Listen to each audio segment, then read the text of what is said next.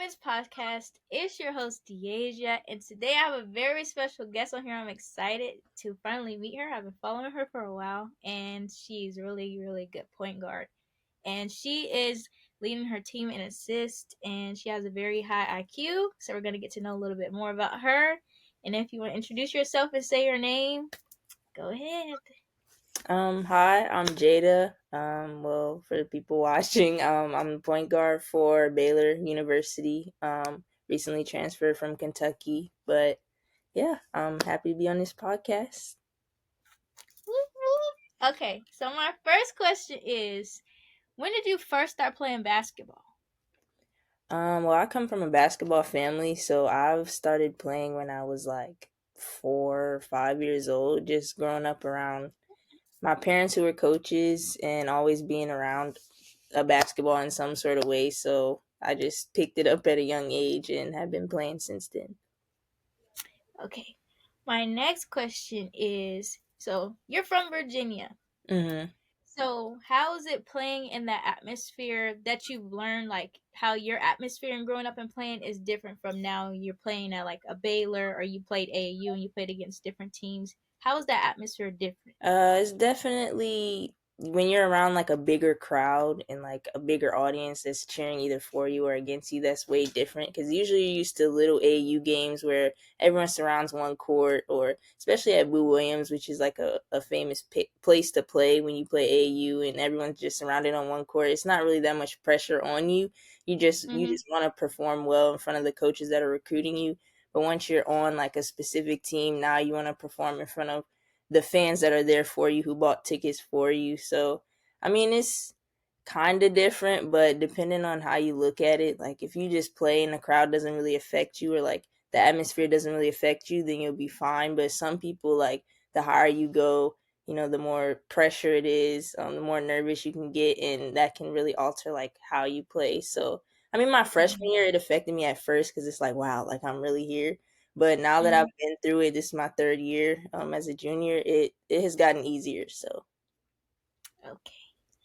So my next question is, when do you remember that you were like, okay, I can be really good at basketball. Like this is something I can go to college for. Like, what was that moment that like that button went off for you?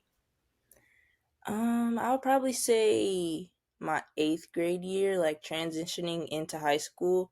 I used to play with like my mom's players. Like they used to play open gym, so I would go play with them, and Mm-hmm. they thought I was in college, even though like I was super young. They thought I was in college just because the way I played, like I was really quick and I didn't really back down from anyone because I knew I was the youngest, but I wasn't like afraid to play anyone. And Mm-hmm. once people were saying that, I was like, oh, okay, I could be pretty good. And then when I went to high school, I ended up actually being good. So really just that, and like not backing down from anyone at a young age has put me where I am now. Okay. So what AAU team did you play for, and what high school did you play for people that are from Virginia that may know? I played for a lot of different. Well, my main AU team was Boo Williams. That was the main team that I played on throughout most of middle school, high school. I played for a couple more AU teams when I was younger, like Team Loaded and like the little small BWSL teams, Cap City. And then high school, I went to a couple different high schools, but my last high school I ended up at was Henrico, and that's, I guess, where I really transitioned into like the player that I am now, just because I had like the Mm-hmm. utmost confidence. Like I've been playing for 3 years. I didn't get my senior year, so obviously that hurt, but the 3 years that I did get to play were really eye opening for me, just because I did get to play against a lot of different great players that are playing like now in college. But yeah, really just that. So with that being said, who has been a player that you played against that you were like, okay, they're good, like they're tough. It's hard to defend them. I would say a lot of different players. I feel like I've played against the Paige Bucher. I played against like a lot of different people during the AAU circuit, not really in high Mhm. school, but the AAU circuit, you come against a lot of great teams like Caitlin Clark from Mhm. all Iowa tag. But that's when I was like super young, so like really you didn't get the best me because like I'm younger, Hmm. they were older at the time. But yeah, it was a good experience getting to play against them and then seeing them now, the things that they're doing in college, and then getting to that point is a great experience. Okay. Now, my next question is, who's your favorite teammate? Like somebody that's just a really good teammate. Don't got to be the best player, but just somebody that's a teammate that you like. I can rely on them to be a great teammate day in and day out. Um, well, since coming here, I would say like all of my teammates, but like one specific one would probably be Dre, just because I've known her for so long. Like we know each Hmm. other, so like different things that we may like not see eye to eye about, like we can instantly like make up on when it Hmm. comes to like newer teammates where we might have to like explain like, hey, this happened, or if we get upset at each other, it might be a little while till we can like recover. But me and Jay were just on that type of page just because I've known her since freshman year, so like mistakes that we Hmm. usually make, we know how to bounce back from pretty quick. Okay. So with transferring, how quickly do you feel like you were able to adapt from playing from one system to another? Like, was that transition hard for you, or was it easy for you to adapt to the new system? Because that can be very difficult. Yeah, it can be. It was rough at first just because it is a brand new system. We ran completely different things, had two different styles of play. And then there were more people on the team that came from big schools as well. So combining like all those people in one system and playing with each other, along with like having our own identities and individual styles of play, but combining all that was sort of hard at first, but once we started playing, we were just clicking, and people thought like, oh, like this team is good, but we're still kind of figuring ourselves out. That was just us like Hmm. playing off of our ability, but even right now, we're still figuring ourselves out as a team and who we are when like teams scout us and they know what we're doing, as opposed to like, oh, this is just us playing off our skill set. So really just that, and it wasn't as hard, I guess, now than it was freshman year because you just jump right into it. Freshman year, you're just thrown into the fire, really. Like when your coach calls your number, you have to go out there and perform, regardless. But being a junior, is easier because you know what to expect when you go in the game, so you just have to perform and do well. Okay. So if y'all don't know, I know Jada has already won SEC tournament championship. That's correct, right? Yes. So with the tournaments coming up for the Big 12, and you guys are ranked number 13 as of now. How excited for you to be able to possibly get another chance to win a tournament championship, because you would have two, and that's everybody don't get to do that. Mhm. It's really exciting, just because I mean, like you said, it's hard to do to win two Hmm. championships, but also I feel like this is the team that we could do it with. We have a lot of great players, a lot of versatility in our team, and we're still figuring ourselves out. It's still not really early in the season, but there's still enough time to really like come together and figure out like who we are and start playing true to like who we are and who we are as a team, all together, Hmm. so we can perform at our best. Because you could see, I guess like some games we're on, like we're clicking, we're hot, but them games that we aren't, like adjusting to adversity and getting through losses that we might take, because not everyone can be undefeated. So really just getting through those losses, correcting what we messed up on in that game and making sure it doesn't happen again in the next game, so we can keep transitioning. And I can see it happening like throughout each game. Hmm. We get better at something. It may not be everything because not everything can be fixed at once, but just the little small steps to get us to where we need to be. Okay. So, as of now, you are the team assist leader. So, how do you go about watching film in your vision? Like, can you kind of describe how you see the floor? I mean, some people won't get it not being point guards. I'm a point guard, so I was a point guard, so I understand. But Mm. how do you go about watching film and just being able to see things that you do on the floor because you are the assist leader? Yeah, well, film is super important in like seeing different gaps on the floor, especially Mm-hmm. with most teams that switch up their defenses a lot, just getting into certain gaps and knowing which defender is going to come up and who to hit in certain instances, and really just being Mhm. confident with that decision. Like you may make a turnover here and there, just not continuing to keep making the same mistake is the main thing. And when you have such good players that know how to play off the bounce, can catch and shoot, can do different things, it makes making assists that much easier, because you know if you give this person the ball, they're gonna make it. Like if I throw the ball to Sarah, I know she's gonna hit a three. I throw the ball to Dre, Mhm. I know she's gonna get a layup. Bella get a three. Like Bugs, everyone is so versatile in different ways. So when we give them the ball, we trust that they know what they're doing, and it makes my job easier because I just gotta give it to them and they score, and I get the assist, they get the point, we go up in the score. So Okay. My next question is, with you guys being number 13, and you guys are playing very well in my opinion. Like you said, of course everybody's not perfect and ready right now. It's still January. But what are some things that you feel like you guys can improve in without showing your hand, cuz it's about to be that time. yeah. But what are some things that you feel like you guys can improve at overall as a team to be able to get to that national championship, that final four, and do all those things at the end of the season to get the results you guys want? Honestly, just keep continuing to do what's working for us.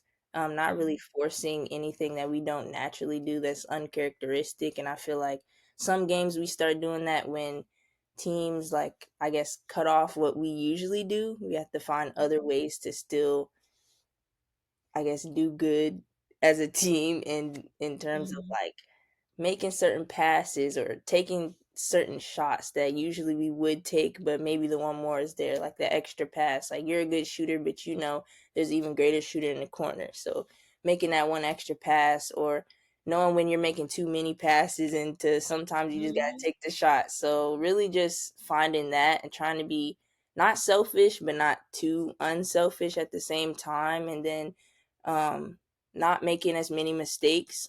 Sometimes turning the ball over when we shouldn't. Like we get a steal, we lay it up, but sometimes we're like, oh, we see our teammate, we want to throw it, but sometimes the right play was making it, or like I said, Mhm. sometimes it's the one more pass and we end up shooting it. But that's all part of basketball. Like you make mistakes here and there, but really just correcting them. And then on defense, not letting the other team score more than we score, or holding them under their average has been like a main goal for us. Like not letting teams get to what they usually score and trying to stop them Mhm. has been really our goal. Defense has Mhm. been like a main thing in practice that we've been practicing on all week Mhm. for each team, because whether we're scoring or not, they can't score. That's been our goal. So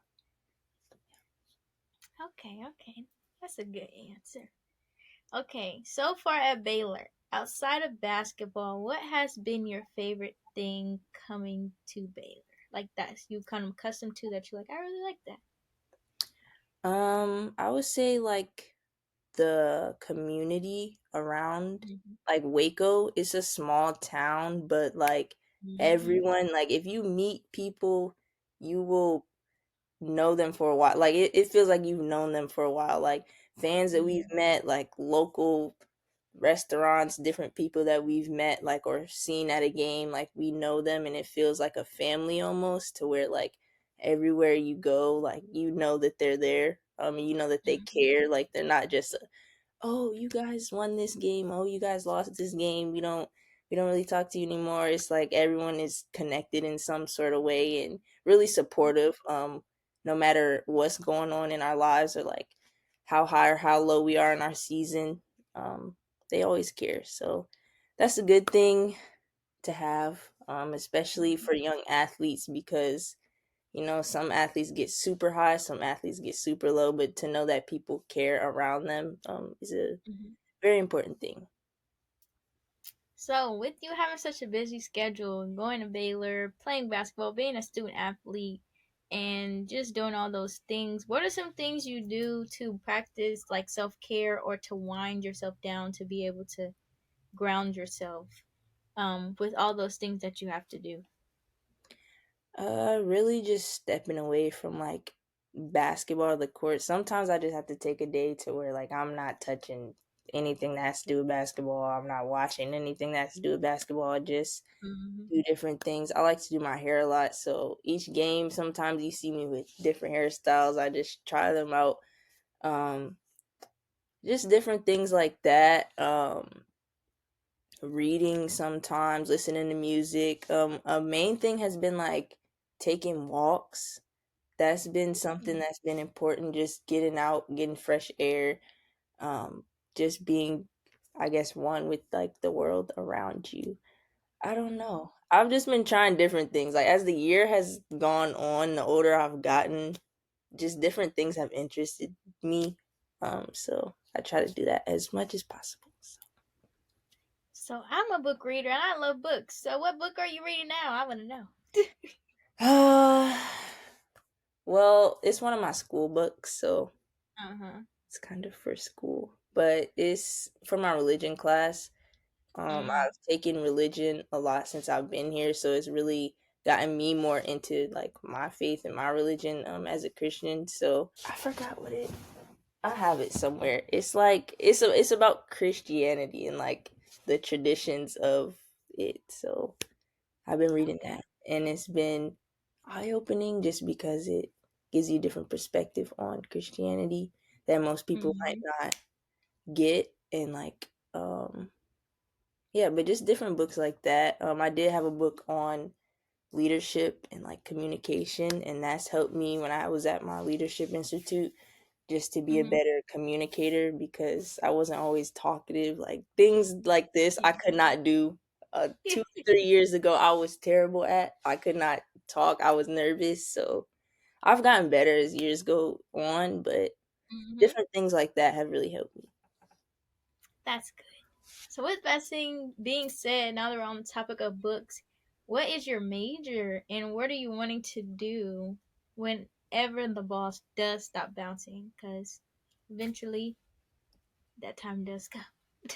Yeah, there's a lot of different things. I know my mom is a coach, and well, my dad is a coach too. So that probably, if all else fails, like I would fall into that. I wanted to be a coach, but at the same time, when I see my coaches, they like it seems like a stressful job. Like not saying like we're stressing them out, or like just the fact that like the pressure of we have to win. Like we have to get the right Yeah. players to come to the school. Like it's a lot of different things that go into coaching that I don't think I'm ready for yet. So like until I get older or at a certain age where I'm like done like living my life and I'm saying like, hey, I really want to be serious with this. Like I want to win. Like Mm-hmm. one of those coaches that get to the top of like 1,000 career wins. That type of mentality, then I feel like I would jump into it. But until then, I'm not sure.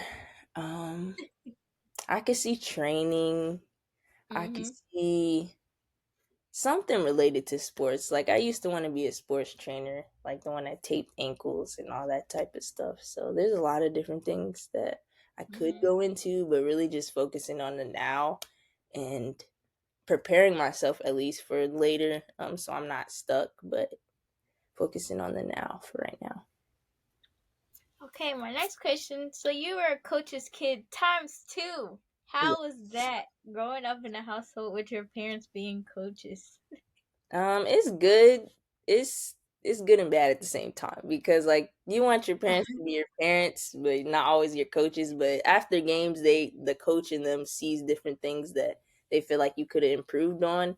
So they're not always the like, good job, Jada. They might be the like, Mm-hmm. oh, you missed this layup, or oh, you need to start making contact with this player. Maybe this will happen, or getting these type of gaps. They're like they see improvements. Like they're not the pat on the back. Like they're the you could have did something better, and that really just Yeah. drives me the next game to like want to make them proud and do something better. So it's good and bad at the same time. Well, I understand. My dad was my coach. I already know. You'd be like, just be quiet, please. Just, I know. Especially when you get older, you're like, I know. Yeah, when you get older, I you know. get to that defiant stage where it's like, Yeah, okay, you're like. I got it. So my next question is, with you guys being number 13 and you guys are going up in the rankings, and with now women's basketball, you never know who's going to win. It's so Mhm. many good teams and so many things. Um how is that pressure, because you are the point guard and you guys are number 13, you're up there, and so like when you guys are playing certain teams every night, you never know who's going to win in the women's side. So, how's that pressure and how do you deal with that because you are the head of the team? Um, I think there is pressure, but it's only like as much as you allow it to be. Like if you feel like, Mm-hmm. oh, everything we do is based on a win or loss, then it's really not like what are you gaining? Like as long as you got better in something and we did our best in a certain area, I feel like that matters more than like the record, because at the end of the year you've seen like teams with records like unbelievable. Like my freshman year, we did not have the greatest record, but we ended up in the tournament turning our season around and winning a championship. So same thing here. Like you might not always be undefeated, but it's how you finish the season. It's not really how you start the season, because teams can grow. They have their highs and lows throughout a season, but as long as you continue to do the things that work for you and stay together as a team, no matter if you win or lose, I feel like that's very important. And our coach has really harped on that, like just keeping us together. Even though we've had our rough patch. Like every team has their rough patch. We're going through our rough patch, but just getting through that and continuing to play, continuing to perform in front of Mm-hmm. our fans who still come to support us and love us regardless of what happens. So continuing to try to get that next win, but still improve on the things we need to improve on, and not just base our season off of like a record, like a W and a L, rather than like who we are as people and players. So. Okay, okay. So now these are the fun questions that I like to. So my first fun question is, who is your top five favorite WNBA players? Hmm. Top five. Recent or Mm-hmm. like old? Like, well, All not time. old, but like, Anybody. um, Yeah. I would say Maya Moore, Mm-hmm. Diana Taurasi, um, Skylar Diggins. Mm-hmm. That's three. Recent, I could say Arike. She's good. Yeah, That's she's one of tough. my favorite like recent players. She's tough. And Brianna Stewart. I would say that. Okay, okay. Okay, that's a good list. Now the next fun question. Who's your top fave NBA players? Mm, that's hard. um I don't know. I have a lot. Like all time, like older players, I would say Allen Iverson, um, Jordan. New, I could say Jason Tatum. I used to love Kyrie, so I would just say Kyrie. Kyrie and Iverson, just because their handles and stuff. That's who I like get Mm-hmm. my stuff from. Um, and then a big person, I'd probably say Giannis for right now. Okay. Who do you feel like that is a player that you could say your game is similar to? Or do you have your own game and you just like, I'm just 101? Yeah, I feel like I have my own game, but at the same time, like I don't know, Allen Iverson like is my favorite player like all time. So like all my I crossovers, mean, Virginia. that yeah, all my crossovers and stuff like that is mostly based off him. A lot of people, well, when I was younger, used to say Skylar Diggins just because I was left-handed and I don't Mm-hmm. know, our games were similar. Um, but yeah, I feel like I have like my own style with like a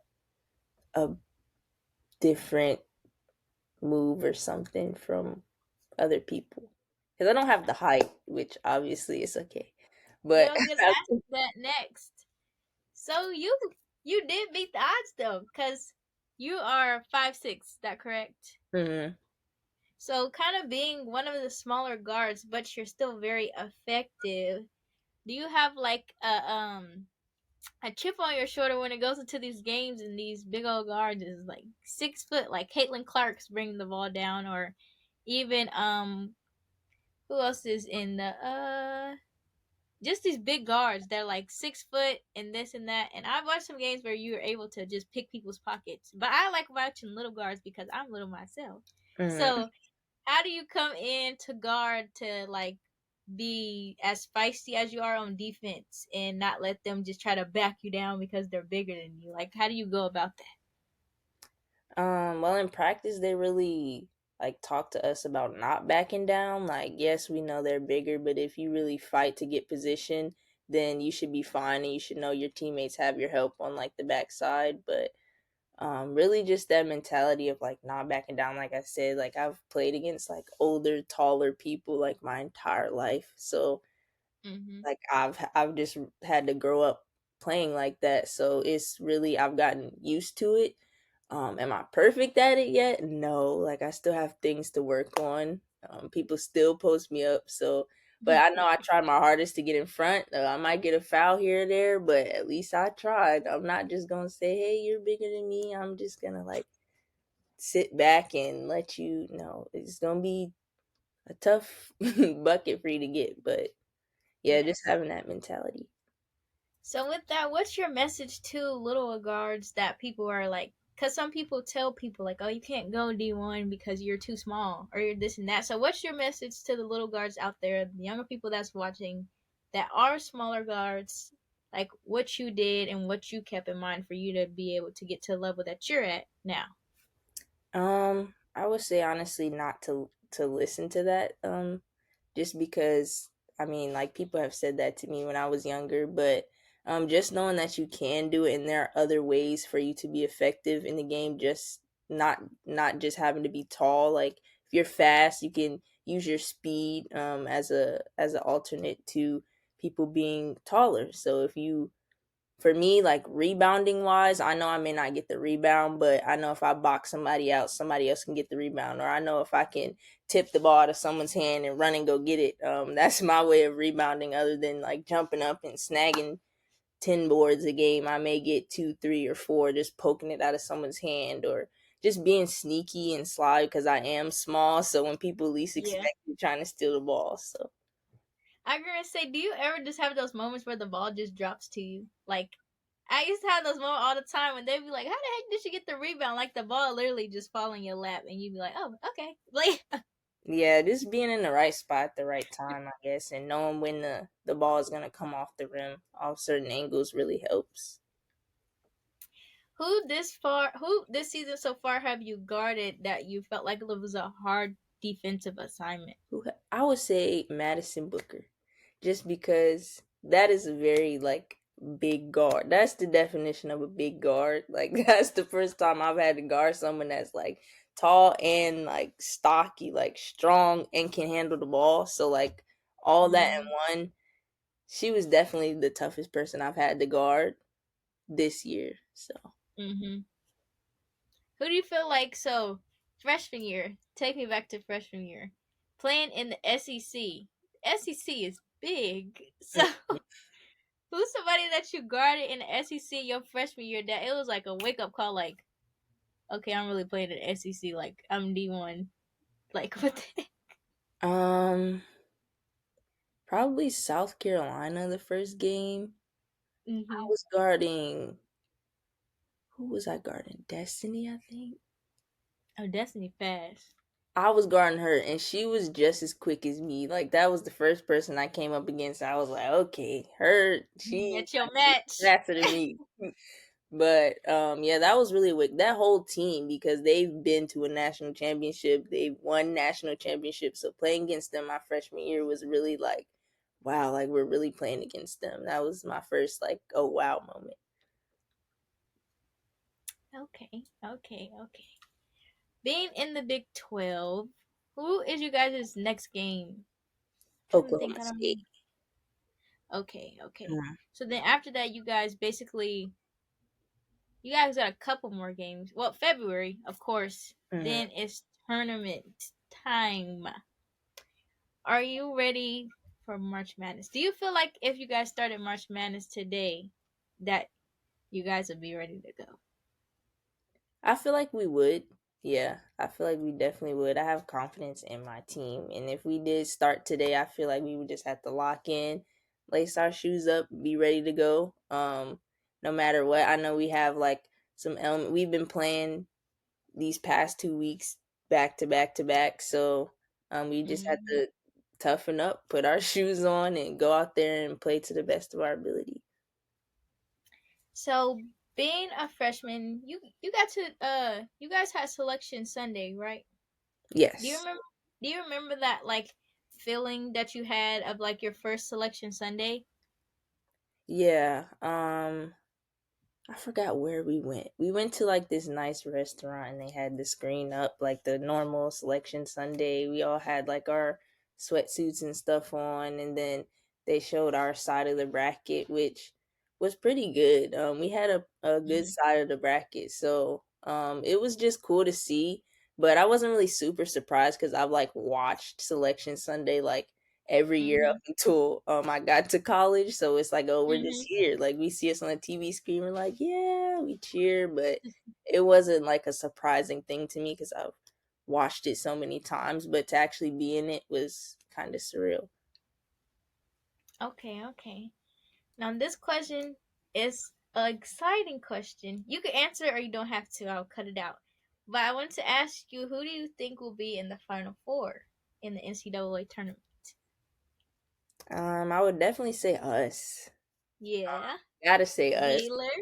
Baylor. Um, but other than that, the teams you've kind of seen in it last year, maybe Iowa, LSU, South Carolina. I could see like Okay. those four, Okay. but it depends. Like they put the sides of the brackets like different each year, so you never know. Like all of us could be on one side, all of us could be on the other. It could be Mhm. no one on one side, and maybe they're just on that side, but you have three teams that have to battle it out to get to the end. So really, just depends on the bracket who they put you up against, and if you Mhm. come ready to play that day. So. Okay. My last question. What has been your favorite moment ever playing basketball? Hmm. In college or just Ever. In general, your ever favorite moment. It could be your first basket. I don't even remember my first basket. That is crazy. But I would probably say when we won the championship my freshman year, just because like What that was that was feeling like? it was crazy because we were not.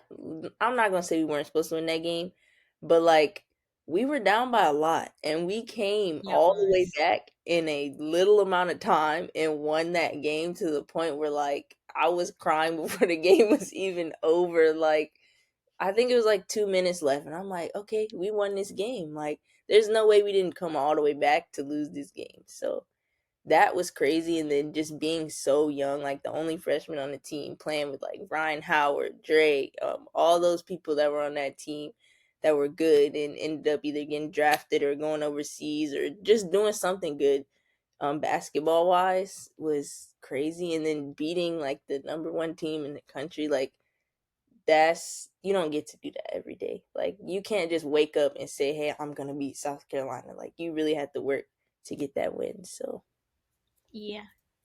I said that was my last question, but you just made me think of another one. Where is the furthest where is the furthest place that basketball has taken you? mm, well, this summer, I would say Italy and Greece. That was Okay, the okay. farthest it's taken me. And that was a very fun experience. Very long trip, but very fun experience. How were the how was it playing there? The atmosphere, did it feel different than playing here? And if so, what were the differences? It was definitely different in terms of like the gyms, like just a gym to work out. You didn't really see many like gyms for you to work out in, I guess because everyone there was kind of like slim figure. Like I don't know how to explain it. Like no one I guess is out of shape or any because everything they eat and drink there is just fresh. So like it was kind of like different for us to get used to, like eating the different types of foods, even drinking the water. We're like, oh my gosh, like we've never drinking It water tastes before. different. But yeah, it really did Oh taste different. wow. It tasted like just pure. I don't know, but it was cool. And then just going to the different gyms that they played in that like Giannis has played in, and we passed like the Olympic Mm, rings that were up there. So just like the different like historical places and monuments to go to, and then the rules too, like FIBA rules. Some people yes. extra steps that we didn't know about. So Not a um, few extra steps. some Did you people use take those extra extra steps, steps. Jada? I might have once or twice get away with it, but it's it was something to get used to, and it's a lot more physical. They let a lot of stuff go that they normally wouldn't let go here. So it was a great experience, a great week for us to just be outside the country and experience different things we've never experienced before. Okay. Now, this is my final question, I promise. What is how has building relationships been so important for you now starting college? And what's a relationship that you have with someone currently that you grew from with basketball that you feel like you're going to keep forever? Like that person is going to come to your wedding, that person will be there for on and on and on because people don't know, but relationships in basketball are very important. Mm. And you can build relationships and network and connect and work together and collaborate. It's so many things that basketball can do. So, what's a relationship for you that basketball brought to you in college?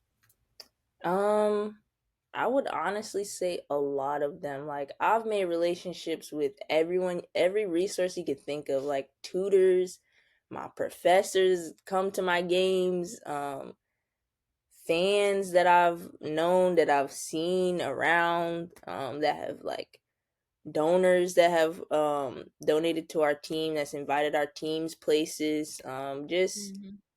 really everyone that you meet within college, like you make a relationship with, and if that relationship is good, like you're not set for life, but like those are like your friends for life. Like after you finish Yeah. college, like you can literally call them on the phone and they'll talk to you. Like I don't know, I still have friends at Kentucky. I still have people at Kentucky, tutors at Kentucky, like people that I've met there, and then people that I've met here that I still talk to. Like my professors email me here and there, just to check in. Like it's more than just like, oh, you're a student athlete, we're this to you. Like Mm-hmm. everyone is so close and connected, within like the student athlete world, but also like with you just being a student, they treat you Mm-hmm. as a person too. It's not like oh, you're just a student athlete, like you're only gonna come to my class when you don't have games and blah blah blah. No, like if you're really invested, Yeah. those people really care about you. So really them. But yeah. Okay. Okay. That's a great answer. Well, I appreciate you for coming on here to talk to me and getting to know you a little bit more and getting to know about you as a person on and off the court. So, thank you. No problem. And for you guys that's watching, guys, go follow Jada. I'm gonna put her social medias down below so you can tune into what she's doing. And if y'all got some sponsorship, I know y'all be getting them NIL deals. Yeah, yeah. Give her NIL deals. That She way. need she she need that sponsorship, y'all. No, I'm just kidding. But once again, thank y'all for watching and tuning into the podcast. We have Jada on here, a point guard from Baylor. She's leading her team in assists. Like I said before, they're ranked number 13. She's doing great things. So make sure y'all tuning in to women's basketball. If you're not, it's a show to see. If you don't know, you should know. But yes, we thank Jada for coming on here, giving us some great content, and appreciate you guys for watching. Please like, comment, and subscribe, and read the description and tune in below for new videos that are coming out and new content from different women's basketball players and different sports that are going to be coming. So thank y'all for watching. Peace. See ya.